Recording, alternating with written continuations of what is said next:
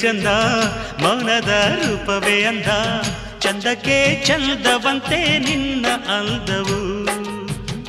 ಈ ಹೃದಯ ನಿನಗಾಗಿಯೇ ಮೀಸಲು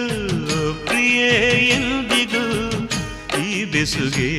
ಬಿರುಗಾಳಿಯೇ ಬಂದರು ಒಡೆಯದು